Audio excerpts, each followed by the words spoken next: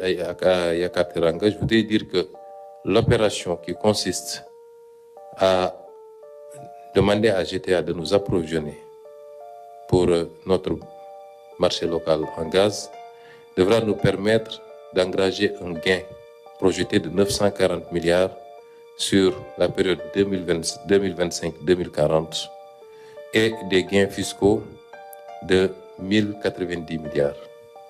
C'est vous dire donc l'importance de ces renégociations pour nos finances publiques, mais également pour notre économie.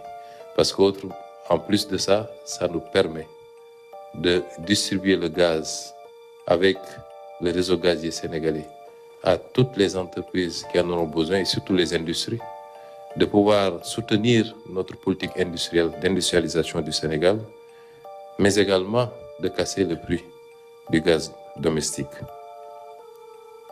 surtout avec le gaz associé de Sangomar. Pour Yakateranga, je disais donc que nous avons commencé les discussions et nous sommes à la phase finale de ces discussions. Yakateranga fait partie de ceux qui ont bénéficié de ces renouvellements de contrats durant cette phase, cette période critique. Parce que son dernier renouvellement date de mars 2024, c'est-à-dire le mois de l'élection présidentielle. Nous avons suffisamment d'outils et de bases, puisque les engagements n'ont pas été respectés, mais les discussions se font de manière consensuelle et nous sommes entendus pour que le Sénégal puisse reprendre ce bloc dans les semaines à venir, sans avoir à débourser un seul franc. Et selon la stratégie que nous avons adoptée, nous avons adopté une stratégie qui est très simple. C'est qu'aujourd'hui, aussi bien pour le phosphate, pour le gaz, pour le pétrole, nous ne sommes plus dans une logique de signer des concessions à des partenaires et puis de se donner rendez-vous dans 25 ans.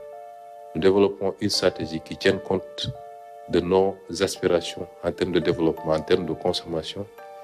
Et ensuite seulement, nous trouverons le partenaire qui acceptera de s'inscrire dans cette stratégie-là. Peut-être le directeur général de Petrosen et le ministre viendront ultérieurement dans notre rencontre sur cette stratégie. Mais c'est aujourd'hui ça l'option que nous voulons. Pour tous ces blocs et pour beaucoup d'autres, parce que depuis qu'on est là, nous avons eu à résilier pas mal de blocs pétroliers. Le bloc de Diender que nous avons résilié, le bloc de Differ Offshore, le bloc de Kayar Offshore Profond. Lui, je dis qu'on va le reprendre dans quelques jours, c'est celui de Yakateranga. Le bloc de Kayar Offshore peu profond,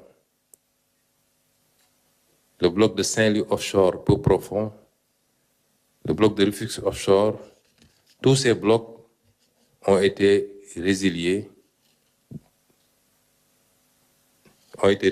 depuis que nous sommes là, sous la conduite de Monsieur le ministre de l'Énergie et le directeur général de Petrosen. Nous sommes en train aussi de discuter dans le sens du redimensionnement